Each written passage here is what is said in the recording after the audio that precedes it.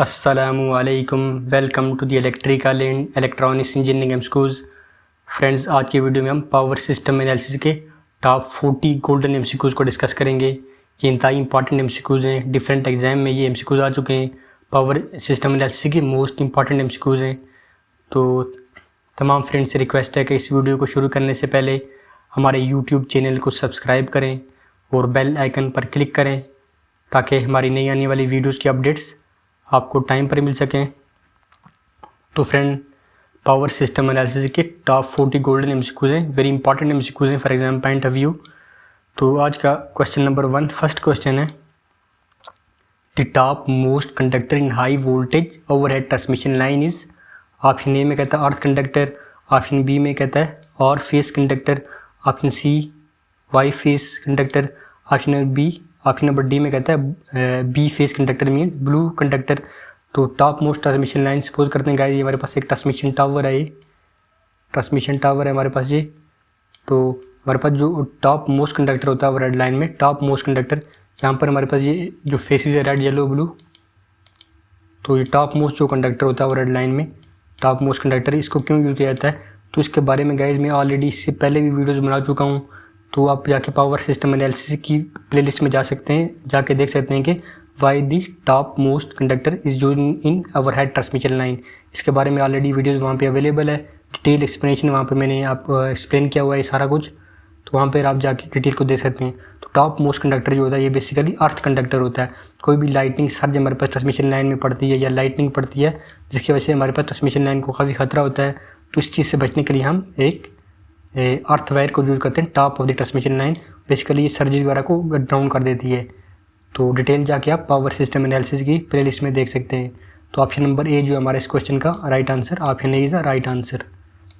Question number 2, guys question 1 पहले भी NTS के कई प्रीवियस एग्जाम में भी आ चुका है। क्वेश्चन नंबर 2 है, न्यूमेरिकल बेस्ड क्वेश्चन है, the connected load of a consumer. Consumer का कनेक्टेड लोड जो है बेसिकली 2 किलोवाट कनेक्टेड लोड है हमारे पास। Maximum demand is to be, तो मैक्सिमम डिमांड जो है वो 1.5 किलोवाट है। Determine the value of demand factor. तो guys demand factor, load factor, diversity factor, load characteristic, ये तमाम चीज़ें मैं आप प्रीवियस वीडियोज़ में बना चुका हूँ। इनके फार्मूलाज काफ़ी इंपॉर्टेंट हैं, इंपॉर्टेंट डिस्क्रिप्शन भी वहाँ पर अवेलेबल है। इनसे अगर वो आप उन वीडियोज़ को देख लेते हैं तो ये क्वेश्चन आप इजीली हल कर सकते हैं। तो डिमांड फैक्टर का जो basically formula, demand factor will be is equal to the maximum demand divided by the connected load, ये फार्मूला है। वैल्यूज को पुट करें यहाँ पर, मैक्सिमम डिमांड 1.5 किलोवाट है और हमारे पास जो कनेक्टेड लोड है वो कंज्यूमर का कनेक्टेड लोड वो 2 किलोवाट है। तो इसको आप डिवाइड करेंगे तो डिमांड फैक्टर की जो वैल्यू आ जाएगी 0.75 हमारे पास डिमांड फैक्टर की ये वैल्यू आ गई है। तो option number C is a correct answer. Question number 2 का जो राइट आंसर है 0.75 डिमांड फैक्टर की वैल्यू है। तो इसी तरह guys diversity factor, load factor, इनके बारे में भी एग्जाम में क्वेश्चन आ सकते हैं, इनको भी आप देख सकते हैं। क्वेश्चन नंबर 2 है, question number 2, corona loss in transmission line is dependent on. जो कोरोना लॉस होता है ट्रांसमिशन लाइन में किस चीज़ पे वो डिपेंड करता है, डिपेंडेंसी के बारे में पूछ रहा है। Option A diameter of conductor, option number B geometrical configuration of conductor, option number C material of a conductor, option number D height of a conductor. तो फ्रेंड्स ये कोरोना इफेक्ट के बारे में, स्किन इफेक्ट, फिरॉन्टी इफेक्ट, इनके बारे में already detail में videos बना चुका हूँ। पावर सिस्टम एनालिसिस के प्लेलिस्ट में जाके आप उन वीडियोस को देख सकते हैं। इंतहाई इंपॉर्टेंट वीडियोज़ हैं, अगर आप उन वीडियो को देख लेते हैं तो आपके लिए ये क्वेश्चन काफ़ी ईजी हो जाएंगे। तो इसमें राइट आंसर बनता है diameter of conductor is dependent on diameter of conductor, option A is right answer. तो फ्रेंड क्वेश्चन नंबर 4 है, in power system the maximum number of buses are. तो पावर सिस्टम में डिफरेंट बसेज जो होती हैं, लेकिन मैक्सिमम नंबर ऑफ बसेज कौन सी होती हैं? जनरेटर बस भी यूज़ होती है, स्लैक बस, पीवी बस, इस तरह की बसेज यूज़ होती हैं। लेकिन जो ज़्यादातर जो maximum number of buses use होती हैं वो उनको लोड बसेज कहा जाता है। ऑप्शन नंबर बी जो है इस करेक्ट क्वेश्चन का राइट आंसर है, option B is correct answer. Question number 5 को देख लेते हैं, which are the following is the impulse turbine. ये 4 ऑप्शन में हमें डिफरेंट टर्बाइन दिए गए हैं, इसमें से वो पूछ रहा है कि कौन सा इम्पल्स टर्बाइन है। तो फ्रेंड्स याद रखें हमारे पास 2 किस्म के टर्बाइंस होते हैं, इम्पल्स टर्बाइन और रिएक्शन टर्बाइन।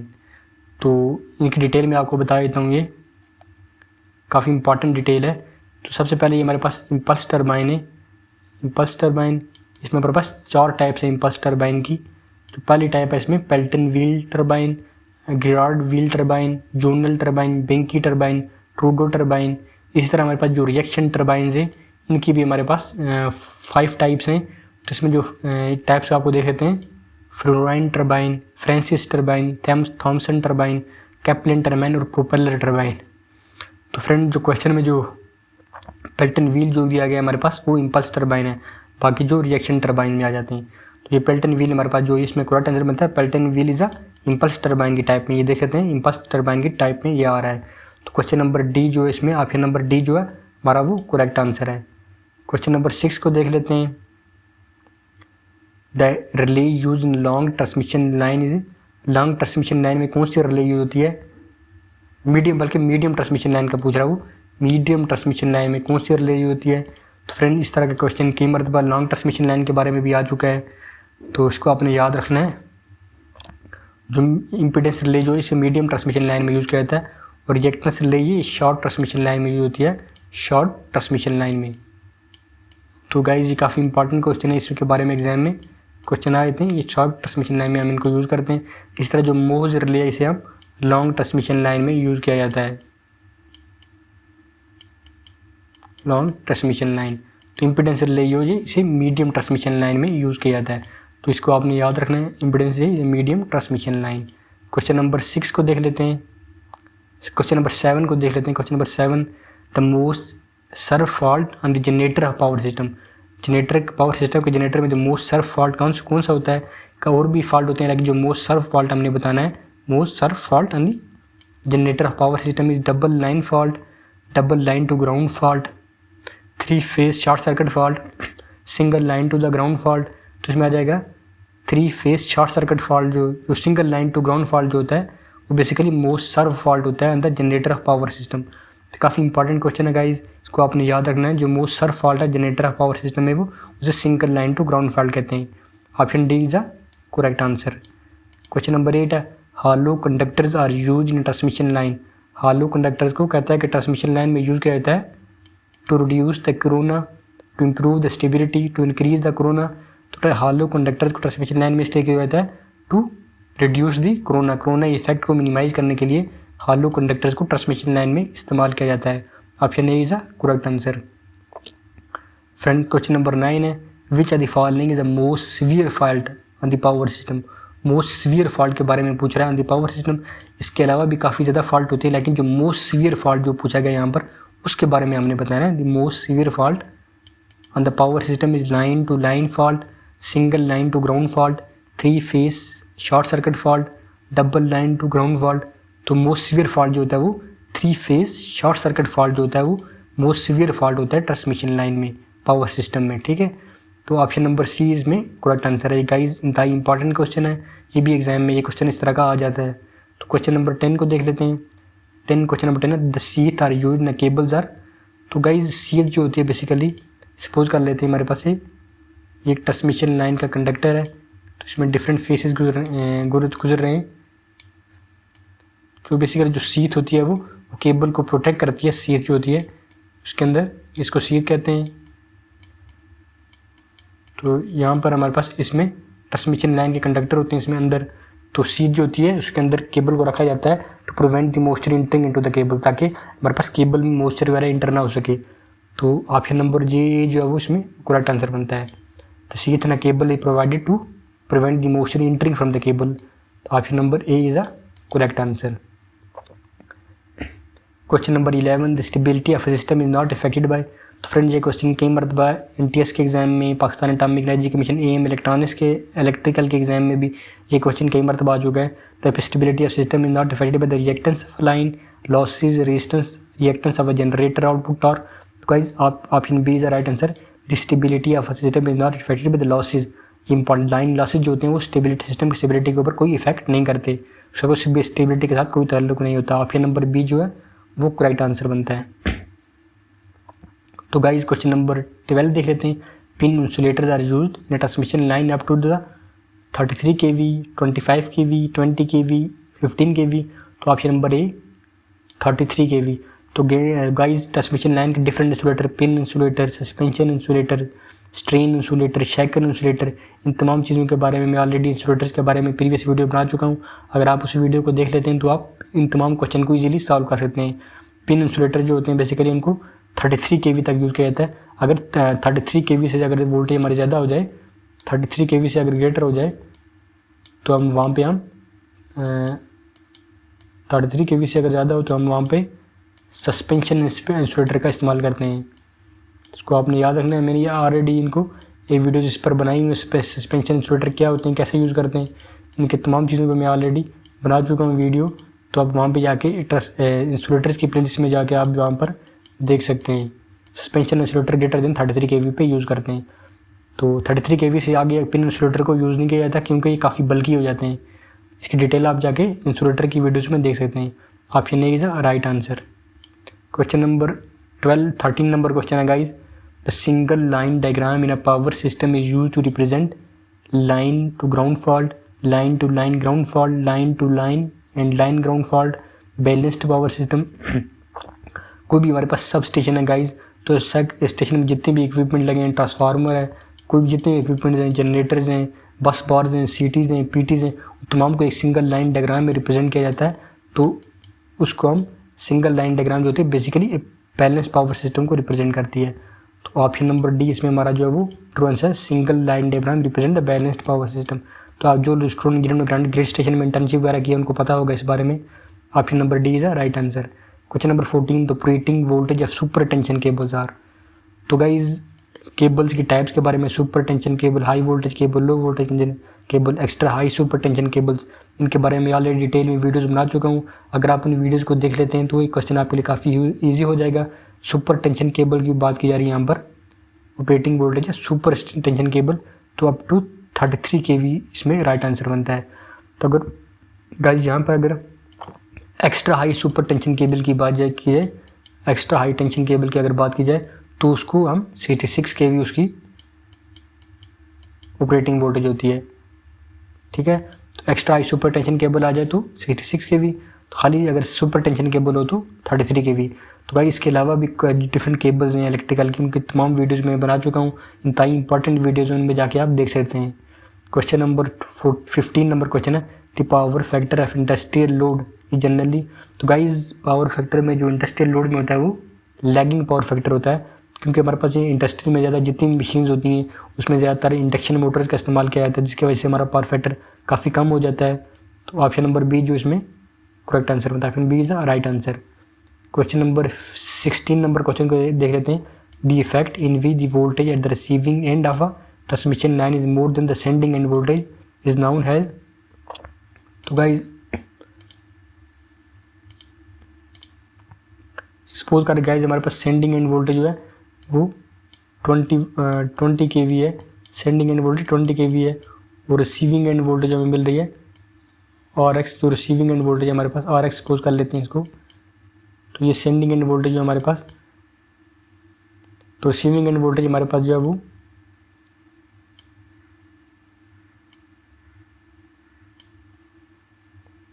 25 kV कर लेते हैं। The effect in with the voltage at the receiving end of a transmission line is more than the. तो ये हमारे पास सेंडिंग एंड है, ये हमारे पास ट्रांसमिशन लाइन का।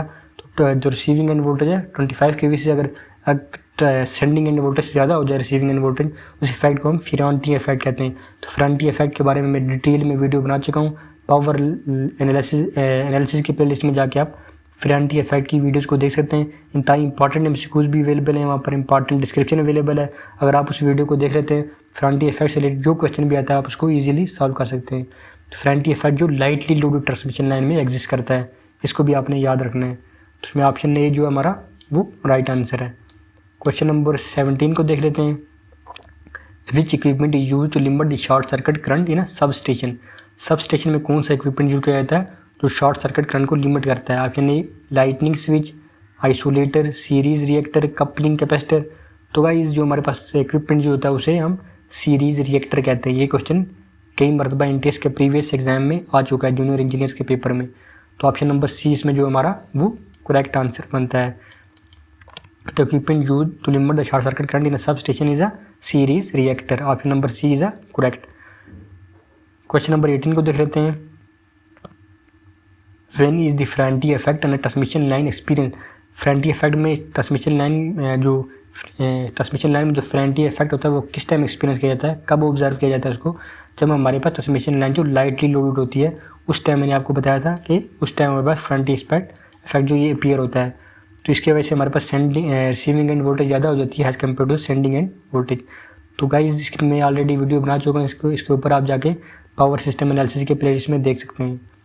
क्वेश्चन नंबर 19 को देख लेते हैं। Which are the following is use under the no load condition. इसमें से कौन सा इक्विपमेंट जो है वो नो लोड कंडीशन में यूज़ किया जाता है? Reactors, lightning switch, isolators, circuit breaker. तो आइसोलेटर वो स्विच जो हम under the no load condition पे उसे यूज़ किया जाता है। तो इसके बारे में एग्जाम्स या इंटरव्यू में क्वेश्चन आ जाते हैं। तो ये क्वेश्चन एनटीएस के प्रीवियस में एग्जाम में भी गाइस आ चुका है। तो ऑप्शन ए जो है हमारा जो सी जो है वो करेक्ट आंसर है। Question number 20, transmission of power over a distance of 200 kilometre. Distance से उसने हमें 200 किलोमीटर दिया गया है। The transmission voltage should be, तो 200 वोल्टेज, तो हमें इसमें राइट आंसर बनेगा 150 kV से अगर ज़्यादा किलोमीटर से ज़्यादा जो डिस्टेंस हो जाए तो वो 132 kV में हमारे पास ट्रांसमिशन लाइन कंसीडर की जाती है। तो गाइस ट्रांसमिशन लाइन की types medium, long, short transmission line, distance के लिहाज से मैंने सारी चीज़ें एक्सप्लेन की हुई हैं। आप टाइप्स ऑफ ट्रांसमिशन लाइन की वीडियोज़ में जाके देख सकते हैं।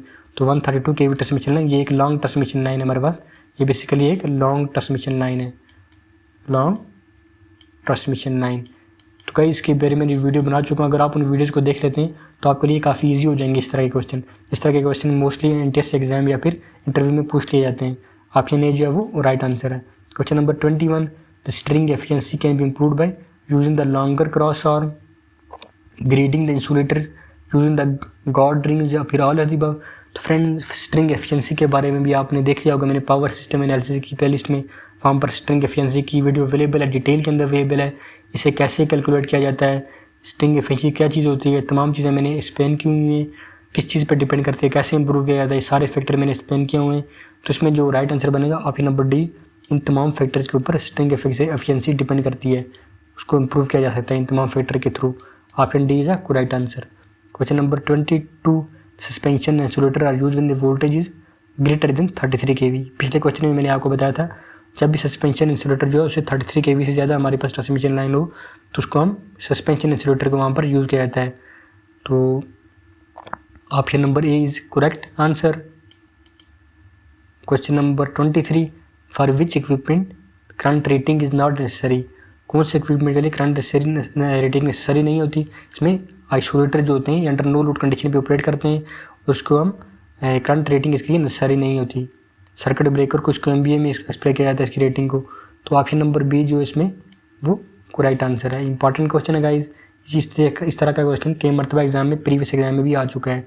Question number 24, for power system the demand factor is lies between, demand factor is equal to the maximum demand divided by the connected load. इसका न्यूमेरिकल भी हमने अभी प्रीवियस क्वेश्चन में सॉल्व किया था।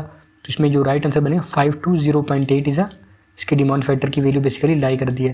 तो ये भी क्वेश्चन भी एग्जाम से पॉइंट ऑफ व्यू से काफ़ी इंपॉर्टेंट क्वेश्चन है। Question number 25, due to the large span the sag will be. तो फ्रेंड सैग और स्पेन के बारे में मैं ऑलरेडी ट्रांसमिशन लाइन की पावर सिस्टम एनालिसिस की प्लेलिस्ट उसमें एक्सप्लेन कर चुका हूँ। अगर ट्रांसमिशन लाइन के स्पेन को अगर इंक्रीज़ कर दिया जाए तो हमारे पास जो सैग होता है वो इंक्रीज़ हो जाता है। तो एक बार दोबारा थोड़ा सा रिवाइज कर लेते हैं इनके बारे में। ये देख सकते हैं गाइस, ये पॉइंट ए है, पॉइंट बी, सपोर्ट ए और support B mean supporting tower A supporting tower B, इनके बीच में आपस में जो डिस्टेंस है इस डिस्टेंस को हम कहते हैं स्पेन बोलते हैं हम। तो इसी तरह के सैग की बात करें, the difference in level between the points A and B and the lowest point on the conductor is known as a sag. तो लोएस्ट पॉइंट ऑफ कंडक्टर, ये पॉइंट जो हमारे पास ये लोएस्ट पॉइंट ऑफ कंडक्टर, इसको हम sag बोलते हैं। The difference in level between the point A and B and the lowest point on the conductor is known as a sag. उसको हम सैग कहते हैं। कंडक्टर को झुकाव जो होता है बेसिकली इसी को सैग बोला जाता है। अगर जो स्पेन होता है, जो डिस्टेंस होता है टावर ए और बी टावर के दरमियान, इसको हम स्पेन बोलते हैं। अगर स्पेन को इंक्रीज़ कर दिया जाए, स्पेन अगर इंक्रीज़ हो जाए हमारे पास, ये डिस्टेंस अगर इसको इंक्रीज़ कर दिया जाए तो हमारे पास सैग जो है वो इंक्रीज़ कर जाएगा। तो आई होप आपको समझ आ गया होगा। इसकी डिटेल आप जाके सैग एंड स्पेन वाली ट्रांसमिशन लाइन की प्लेलिस्ट में जाके आप वहाँ पे पावर सिस्टम एनालिसिस की प्लेलिस्ट में देख सकते हैं। ऑप्शन बी जो है करेक्ट आंसर है, option B is correct. Next question है, the difference in level between the point of supports and the lowest point and the conductor is called, तो अभी मैंने आपको बताया था, तो ये lowest point of the difference between the supports A and B and the lowest point and the conductor is known as sag. जो lowest point हमारे पास, ये पॉइंट ओ पे जो पॉइंट बन रहा है, ये सबसे लोएस्ट पॉइंट है कंडक्टर का, इसी को हम सैग बोलते हैं। तो इसके डिटेल वीडियो आप जाके देख सकते हैं पावर सिस्टम एनालिसिस के प्लेलिस्ट में। तो option number C is a correct answer. Next question है guys, which are the following has least effect on corona? Atmospheric temperature, number of the ion, size in charge per ion, mean free path. तो friend जो हमारे पास जो least effect करता है corona को, atmospheric temperature basically जो corona को least effect करता है। Option number A is a correct answer. Question number 28 को देख लेते हैं। In power system the size of feeder, power system में जो साइज ऑफ फीडर किस चीज़ पर डिपेंड करता है? फ्रेंड ये पाकिस्तान एटॉमिक एनर्जी कमीशन के इलेक्ट्रिकल के पेपर में कई मरतबा इस तरह के क्वेश्चन आ जाते हैं, प्यास फेलोशिप में आ जाते हैं। तो वो किस चीज़ पर डिपेंड करता है? Voltage drop, voltage, frequency, current carrying capacity.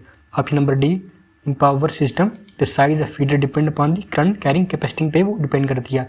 Option D is a correct answer. Question number 29, the reactors are used in power system at various location. तो रिएक्टर्स को कहता है कि पावर सिस्टम में यूज़ किया जाता है डिफरेंट वेरियस लोकेशन के ऊपर जो है यूज़ किया जाता है। To increase the short circuit current, to limit the short circuit current, to avoid the short circuit, to limit the short circuit current. Short circuit current को लिमिट करने के लिए रिएक्टर्स को ट्रांसमिशन लाइन में use किया जाता है at the various location पे से यूज़ किया जाता है ताकि शॉर्ट सर्किट करंट को लिमिट किया जा सके। Option B is a right answer. Guys the important question है ये एग्जाम पॉइंट ऑफ व्यू से। Question number 30, the most common fault in our transmission line. तो काफ़ी ज़्यादा वो फॉल्ट होते हैं ट्रांसमिशन लाइन की, लेकिन जो मोस्ट कॉमन फॉल्ट वो कह रहा है ट्रांसमिशन लाइन में जो होगा, जो मोस्ट कॉमन जो होता है वो हमारे पास single line to ground fault. Option number A is the right answer. The most common fault in our transmission line is single line to the ground fault. Question number 31, which are the following quantities are specified at the load bus. यहाँ पे load bus की बात की जा रही है। Which are the following quantities are specified at the load bus? P and Q, P and V, Q and V, P and delta. तो guys option A P and Q are the most specified at the load bus, quantities are specified at the load bus. तो ये important question है guys. इस तरह का question anti exam में, previous exam में भी ये क्वेश्चन आ चुका है। क्वेश्चन नंबर 32 को देख लेते हैं। The height of transmission tower increase which parameter likely to ten. Transmission line की अगर टावर को अगर हम इंक्रीज कर देते हैं, तो टावर की लेंथ को अगर इंक्रीज़ कर दिया जाए, बढ़ा दिया जाए टावर की लेंथ को, तो उसके वजह से हमारे पास जो उसकी कैपेसिटेंस जो होती है वो चेंज हो जाती है। कैपेसिटेंस जो बेसिकली डिक्रीज हो जाएगी, तो इंडक्टेंस जो होगी वो रिमेन अनअल्टर रहेगी, इंडक्टेंस में उसका कोई फ़र्क नहीं आएगा। तो ऑप्शन नंबर बी जो है वो राइट आंसर है। कैपेसिटेंस जो है वो डिक्रीज हो जाएगी, इंडक्टेंस रिमेन अनचेंज्ड। तो ये क्वेश्चन NTDC जूनियर इंजीनियर 2018-2021 का जो पेपर है, अभी जो पेपर हुआ है उसमें भी ये क्वेश्चन आ चुका है। Question number 33, in balance 3 phase system. इंतहा इंपॉर्टेंट क्वेश्चन है guys. In a balance 3 phase system only negative sequence currents is zero, only zero sequence current is zero, both negative and zero sequence currents are zero. तो option number C, both negative and zero sequence current are zero in case of balance 3 phase system. Important question है guys ये। Question number 34, ये भी इंतहा important question है। The correct formula for the calculation of sag at the equal support level is WS is equal to WL square by 8T। L हमारे पास length है, T tension है, W is weight of conductor. तो ये already guys में सैग Spain के बारे में मैंने वीडियो बनाई है, सैग की कैलकुलेशन कैसे की जाती है, ये तमाम चीज़ें मैं बना चुका हूँ। इक्वल सपोर्ट लेवल पे कैसे की जाती है, अनइक्वल सपोर्ट लेवल में तब कैसे कैलकुलेट की जाती है। तो आप जाके पावर सिस्टम एनालिसिस के प्लेलिस्ट में इसके बारे में डिटेल दे सकते हैं। तो ऑप्शन ए जो है वो करेक्ट आंसर है इसमें। कोई भी न्यूमेरिकल फार्मूला या तो आपने वैल्यूज पुट करके यहाँ से सैग की वैल्यू को कैलकुलेट करना है। कहीं ट्रांसमिशन लाइन के जो इक्वल टावर्स इक्वल होंगे तब उसके लिए ये फार्मूला है। Option question number 35, the ratio of sum of individual maximum demand to the maximum demand on the power system. Sum of the individual maximum demand to the maximum demand the power station is known as a diversity factor. तो question में खुद कहा दिया इसको हम diversity factor कहते हैं। तो ऑप्शन नंबर सी जो है वो करेक्ट आंसर है। Diversity factor always greater than 1 होता है, इसको भी आपने गाइस याद रखना है। तो load factor, diversity factor, load characteristic, ये तमाम चीज़ें ऑलरेडी मैं अपनी प्रीवियस वीडियोस में एक्सप्लेन कर चुका हूँ। पावर सिस्टम एनालिसिस की प्लेलिस्ट में आप जाके देख सकते हैं। Question number 36, reactors are connected in system. फिर ये क्वेश्चन, रिएक्टर्स के बारे में लाजमी गाइस क्वेश्चन आ जाता है। 3-4 क्वेश्चन प्रीवियस में हम रिपीट कर चुके हैं। हम reactors are connected in with the system in series parallel, both series and parallel. Reactors are connected in series, तो सीरीज में इनको कनेक्ट किया जाता है। Question number 37, the fault in a power system that give the symmetrical fault current. Power system में वो कौन सा फॉल्ट होता है जो सिमेट्रिकल फॉल्ट करंट हमें प्रोवाइड करता है, वो कौन सा फॉल्ट है? Line to line fault, 3 phase short circuit fault, single line to ground fault, या फिर ऑल। तो 3 फेज शॉर्ट सर्किट फॉल्ट जो होता है वो हमें सिमेट्रिकल फॉल्ट करंट प्रोवाइड करता है। Option number B is a right answer. तो काफ़ी इंपॉर्टेंट क्वेश्चन है ये फ्रेंड्स। क्वेश्चन नंबर 38 को देख लेते हैं। High voltage transmission line uses. तो हाई वोल्टेज ट्रांसमिशन लाइन में हम कौन से इंसुलेटर का यूज़ करते हैं? तो ऑप्शन नंबर जो बी है वो करेक्ट है। सस्पेंशन टाइप इंसुलेटर्स को हाई वोल्टेज ट्रांसमिशन लाइन में यूज करता है suspension type insulator greater than 33 kV।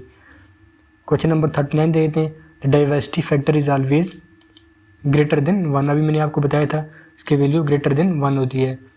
Question number 40, skin effect does not depend on. Skin effect depends on, basically किस चीज़ पर डिपेंड करता है? Skin effect, फेरेंटी effect, corona effect. Guys इनकी already मैं detail में वीडियोस बना चुका हूँ। इतना इंपॉर्टेंट वीडियोस हैं एग्जाम के लिहाज से। पावर सिस्टम एनालिसिस की प्लेलिस्ट में जाके आप देख सकते हैं। तो इसमें ऑल ऑफ द अबव इन तमाम फैक्टर्स के ऊपर डिपेंड करेगा। Frequency of a current, size of conductor, resistivity of the conductor material. तो option number D is a correct answer. तो गाइज ये हमारा आज का लास्ट क्वेश्चन था।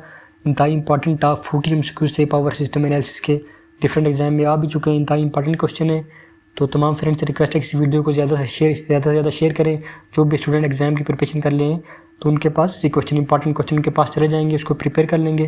काफ़ी इंपॉर्टेंट MCQs हैं, एग्जाम में आ सकते हैं। तो थैंक यू सो मच।